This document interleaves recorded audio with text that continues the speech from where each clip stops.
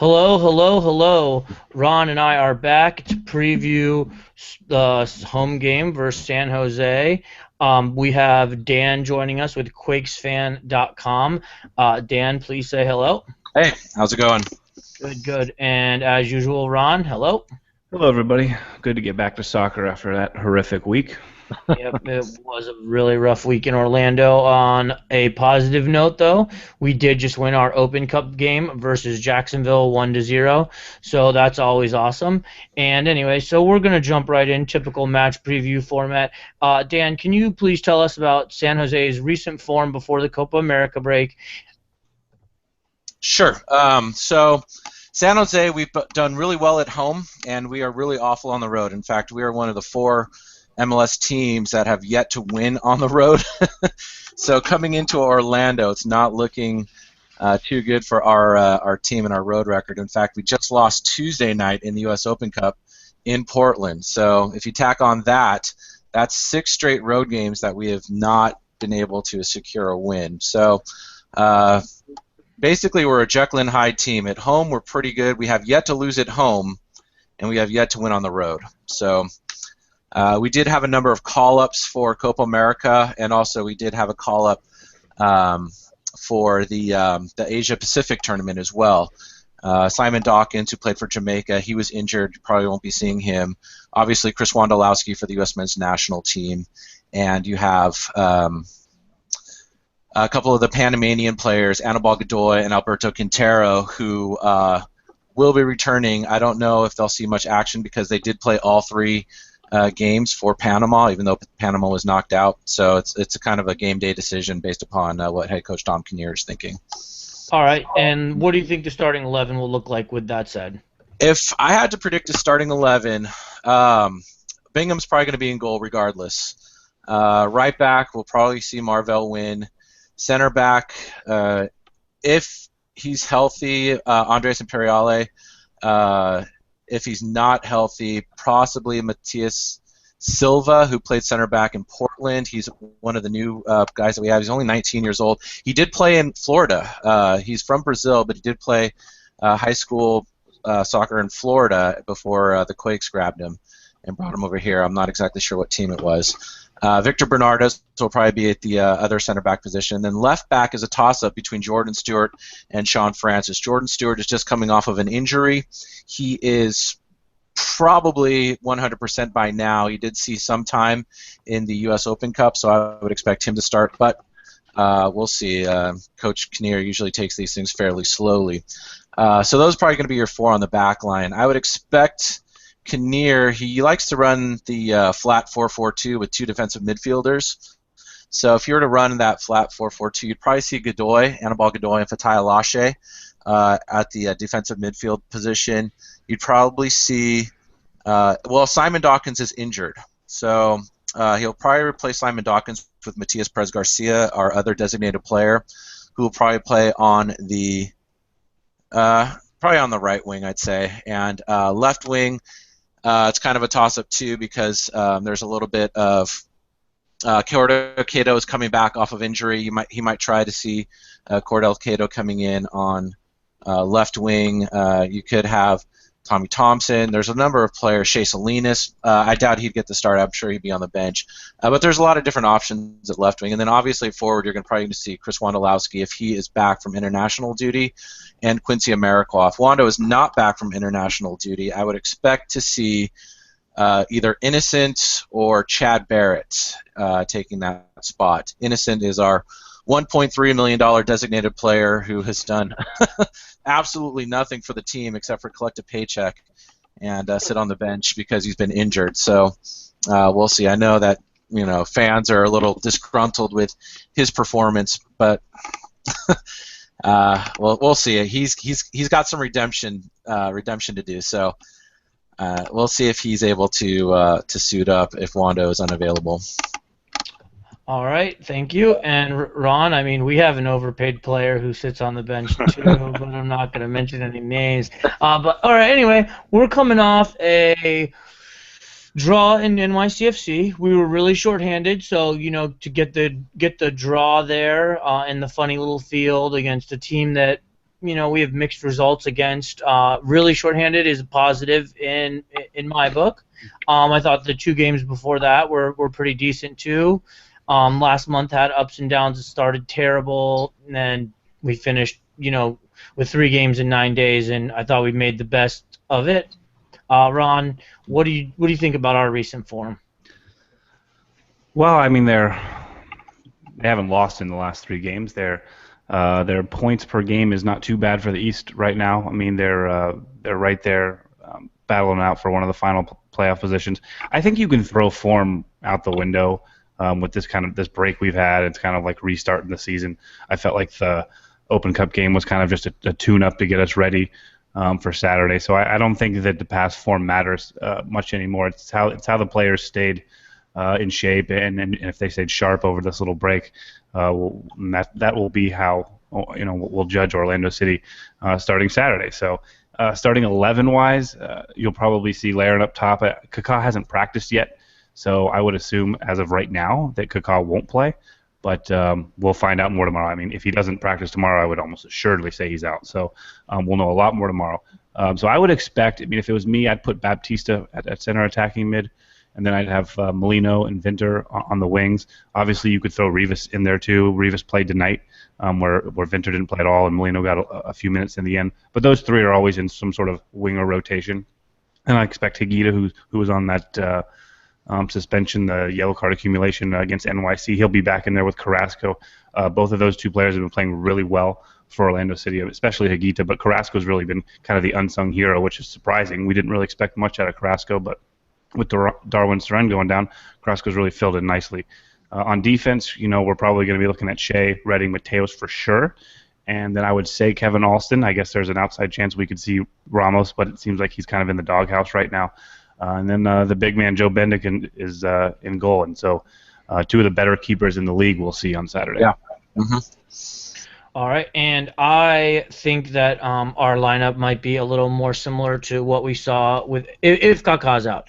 If Kaká's out, I think we'll see Molino in the middle, and then whatever rotation on the wings, we can have Winter and Rivas or Baptista or whoever else. But Molino is in the middle versus NYC, so I kind of think Molino goes back to the middle. I think that he might be being groomed to take that spot over because Kaká is getting older and is on his way out. So, I think we see Molino in the middle if Kaká's not there, and whatever mix and match you want to play on the wings. So that said, I think that this is going to be a really big game for Orlando, just because of what's happened here recently over this past weekend. I know for a fact that there's going to be, our crowd is always great, but I know there's going to be maybe a little bit extra. I don't know any details or anything, but I'm pretty sure that there'll be something extra. So I think that it's going to be a really, really charged game. Dan, you talk about that San Jose is really bad on the road. What attributes to that? Why can't you guys put it together on the road? Well, I think our competition is pretty. You got LA Galaxy. We've played them twice on the road this year, and if you know, like last year at home, the LA Galaxy had nearly a plus 30 goal differential. So just playing on the road against a team like the LA Galaxy. We also played on the road against FC Dallas, and twice against Portland Timbers, who won the Cup last year. So the competition has really been difficult for us to play on the road, so I want to say that that's part of the reasons. I also just think there's the team seems to be unprepared when they go on the road. We've shot ourselves in the foot a couple of times. We gave up an own goal and a penalty kick to FC Dallas, which put them back into the match, in a match we could have won in Frisco. And we did the same in which we kicked ourselves in the foot. We gave up a dumb penalty in LA, and Simon Dawkins got a red card. It's just the stars just haven't been aligning for us in these games for whatever reason. So part of it is bad luck, but I don't want to attribute a poor road record to just bad luck. I think it's more we just got to focus and buckle down on the road like we seem to be able to do at home. So we'll see what happens. All right, well, if you guys come here unfocused on Saturday, you're going to get your asses whooped. Because I'm for real. I'm not even kidding. If you got to come to play, I think this is a big game for us. So, Ron, what do you think we got to do to win? Well, I think you have to take the game to San Jose. I think they're gonna. I watch a lot of San Jose games, and well, I don't watch a lot of them, but the ones I do catch, it seems like they try to be patient at first. So I think they'll try to. I think it'll be a physical, a slower paced game in the first half. I think they'll just try to keep things in check and probably look to take advantage of us on the counter or get the game to the second half and see what tactical adjustments they can make to steal a win. But I mean, as poor as they are on the road, Orlando City, while we have a good home record, I guess we haven't lost yet, but we've only won 2 of our 7 games. So Orlando City can improve a lot there. I think that obviously Orlando City is going to be charged up for this game. So I think they really need to attack San Jose. They really need to take the game to them. Orlando City usually plays their best when they do that. They're not a team that when they sit back and they just play their possession game or they let the game come to them, it almost they lose a lot of energy. They lose a lot of momentum. So they need to keep the energy up, keep the crowd into it, and I think they can have a big win this weekend. But San Jose is tough for as rough as Dan was kind of saying it's been this year. They have 4 more points than us, so that's just being in the West. They have 20 points, we have 16 points. They've played 1 more game than us, but they're still averaging 0.2 more points per game than us. So do not take San Jose lightly. They are a very good team. All right, and Dan, when San Jose is winning at home, what's your formula for success? For whatever reason, we have a very good lockdown defense at home.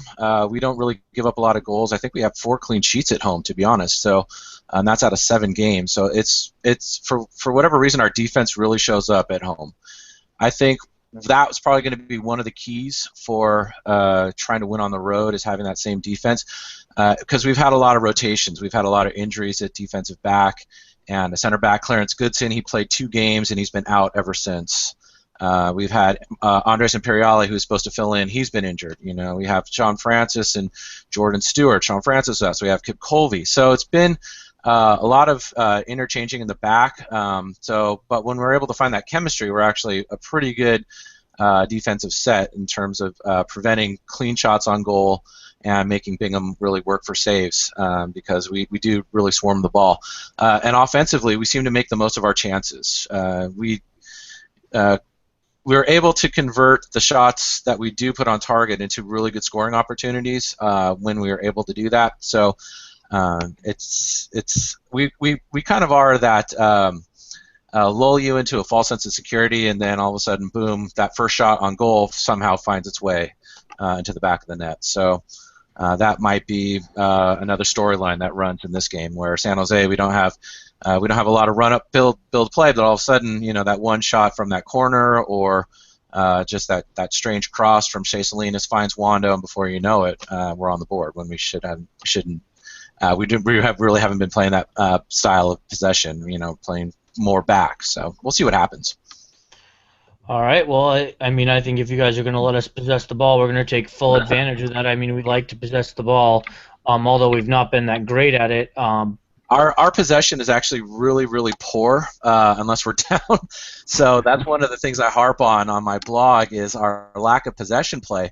And I know Dom Kinnear is trying to turn that around. We've actually had a couple games recently in which our possession has crested the 50% mark.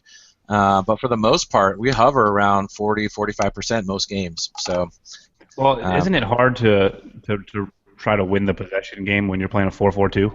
It is, yeah. That is a really big. It's a defensive set. You're relying on that counterattack. You're having basically 6 defenders ready to go, and so you're not going to have the ball in the attacking half. And yeah, that's what's going to be one of the things that you got to adjust for, is that lack of possession. So trying to make the most of those opportunities, which is how we've scored in the past. So we'll see. All right. Well, we're a little weak in the back sometimes. We're very weak in the back. That was me being really generous. I'm feeling really optimistic tonight. We're weak in the back, so we probably are pretty susceptible there. I think we will try and possess the ball. I just think it's going to be tough for you guys. So if neither of you have anything else, I'm ready to go to score predictions. Ron or Dan, do you have any? I have a couple of questions for Dan. Okay. Sure. I know you didn't mention anything about Quincy Amarikwa. in your lineup. Is he hurt? What's his deal? Oh no, Quincy would be starting alongside Oh, you Wando. did? Yeah, Okay. he But did. if Wando is unavailable to play for some reason, the U.S. wins on Thursday night, I would expect to see Barrett or Innocent take his place. But Quincy should be in that starting lineup. Okay, All I right. missed that. And then my last question was, we're no stranger to having underperforming high-paid players or designated players. We have one that's in the USL right now. So, what was Perez Garcia hurt at the beginning of the year, or why has he only started 6 games, or why does it seem to take an injury or people away on international duty to get a start? I think the fitness for Matias Perez Garcia is an issue. If you look at his games last year, he was never able to go a full 90. He was a 70, 75-minute player, and it's just, when you have to plan on that sub for the last 15, it really affects the strategy of the game because you want to have that constant attacker in there. So I think Dom has opted to go with Alberto Quintero for that kind of attacking midfield role, and having Matias Perez Garcia come in as a last 30, 15-minute player in case we're down to try and generate that offense. So when he has come on, he's actually been a really effective offensive generator for us this season. In fact, he's been one of our most productive, but the fact that he can't go a full 90 is something that gives a lot of concern. So I think that's why he found himself on the bench versus that starting lineup that he saw last year. And I just have one last question, and then we will go to score predictions. But who would be like a player to watch for San Jose that a common MLS fan might not know? So all eyes right now are on Tommy Thompson. He is our homegrown player. He's been with the club for 3 years, and he has yet to score an MLS goal, and you can tell it's weighing on him because he's had a lot of appearances, but he hasn't been able to convert. So if Tommy gets a chance, which he might if Alberto Quintero is unable to play, Tommy Thompson might be able to make a difference and might even be able to score his first MLS goal. So you might be on the lookout for him. Also, Fatai Alashe, he had a pretty good freshman year last year. He was a good rookie. He was, I think he was second for Rookie of the Year voting last year. So look for him. He's a very physical player. He likes to mix it up with players. So I wouldn't be surprised if he actually got a yellow card this game. Just Sounds because, like Agita. yeah. So Fatai Alashe is another one you might want to keep an eye on. And obviously Quincy Amarikwa, he's a young player, but his production has not been as good as previous years. He has 1 goal in 10 games so far, so he's basically on pace to score 3 goals this year, which is not the production you want from a forward. So I would say if someone's got to start making a move offensively, it's probably going to be Quincy Amarikwa. So you might want to look for him to try and make himself more of a presence in the offensive half. And are Thompson and Lachey, are they Fatai Alashe, yeah. Lachey, are they wingers, or is one a central attacking mid? What position do they play? Yeah, so Tommy's more comfortable in the central attacking mid role. He's great on the ball. He's a great distributor. He's not a very good finisher. That's his kryptonite. Fatai is a defensive midfielder. He's good at getting in between those passes, intercepting the ball, just causing havoc in the box. So look for Fatai at the number 6. Look for Tommy, more of although 4-4-2, you're not going to have that 10. So if he comes on, he'll probably come on for Alberto Quintero on the left wing, if you were to make see any time in Orlando. So. All right, and we will jump to score predictions now. And Dan, you can go first. So this is kind of a throw for me because I don't know if Wando is going to be playing or not playing. If the U.S. team loses, I'm assuming that he's playing. If the U.S. team does not win against Ecuador for whatever reason, I'm going to assume Wando is in that lineup, and he's the biggest part of our offense. So if I can make 2 predictions, one with Wando and one without, would that be fair? Yeah. All right. So if Wando's playing, you know what? I do think the Quakes are due for a win on the road. I would say it's probably going to be a 2-1 victory for us. If Wando doesn't play, you know what? I could easily see a 1-0 defeat. All right. Yeah, just see what happens. But I know he's hungry to play. He hasn't been getting his minutes with the U.S. men's national team. So if he's able to play, I'd expect him to be hungry on Saturday. All right, Ron? Well, we don't play against a 4-4-2 very often. Usually the best way to attack this defense is with a sole forward and a speedy one. We tend to match up against the bigger physical players better, but the speedy forwards that can make runs in between the two potential defenders really gives us problems. So potentially we may match up with San Jose. Well, I think we're going to be able to possess the ball regardless just because of their system, and they're going to be on the road. I mean, all the factors are going to point towards that. That won't be surprising at all. Whether Orlando City takes advantage of that possession will be a different story. So if Orlando City can come out sharp and come out charged up, I worry. I mean, if San Jose could get an early goal, I think we could have a disappointing night. But if Orlando City can keep the pressure on them early, I think we likely win 2-1. We rarely keep a clean sheet. So if Wanda plays, he'll probably score a PK on us, but seems to be sometimes the best way to go. But yeah, I'm going to say 2-1. I'm going to say Laird on the board, and I think Adrian Vinter gets on the board. All right. Like Ron said earlier, undefeated at home, although only 2 wins. I think the crowd comes out and is very unified is the word I'm going to use, and very especially loud this week. And I think that I usually try and be as middle of the road and unbiased as possible, and this week I'm not going to be able to do it. I think Orlando City is going to win for sure. I don't think our defense is stopping anybody, like Ron said. I think we give up 2 goals. With that said, I think we score 3, and Molino's been around the whole time the team's been here, so I'm feeling a big game for Kevin Molino behind an emotionally charged wall. So 3-2, Orlando wins. Sorry, Dan, San Jose's winless road streak continues. Yeah. But I just had a quick question. I know Kaká was called up, but then he got injured. Was there? What's the story with Ricky? Well, he got injured training at Brazil. He tweaked his hamstring. Since he's come back, he hasn't been training. Okay.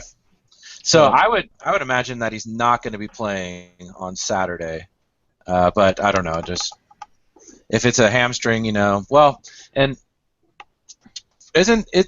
Do you guys play on turf, correct? Unfortunately. Yeah. So, I mean, that's not the best surface if you're coming off of a hamstring injury to be making your first start. So I don't know. We'll see. Okay. They're generally really cautious with Kaká. So yeah, as of right now, I'd lean probably he's doubtful, questionable at best at this point. But I think we'll know by the morning. If he doesn't practice tomorrow, you don't have to worry about facing him. Yeah. All right. Well, that's all. Dan, can you please tell all the viewers where they could find you if they needed some San Jose information? Sure. So I have a blog that I do, quakesfan.com. I do analyses of every game. Usually, I'm a very stat-heavy guy, so I also write for Last Word on Sports. In fact, I just put together a list of the Quakes forwards in terms of their offensive production and rank them top to bottom, and shows not only their production but their shots generated, shot conversion rate, things like that. So that should be up hopefully sometime tonight if you're looking to learn more about San Jose Quakes forwards. Check out Last Word on Sports later tonight, definitely by tomorrow. And follow me on Twitter, quakesfan.com. At QuakesFan on Twitter. Okay, and I'm Sam. I am Fan TV if you don't know by now, and Ron is Ron, and he's City Soccer Talk. If you don't know him by now, you haven't been watching, but just in case we get a new viewer, citysoccertalk.com for Ron's podcast, OCLionsFan.com or OCLionsFan_TV is my Twitter handle. MLS is only Fan TV. So that's all. Thank you guys for your time. That's all for our time. Peace out.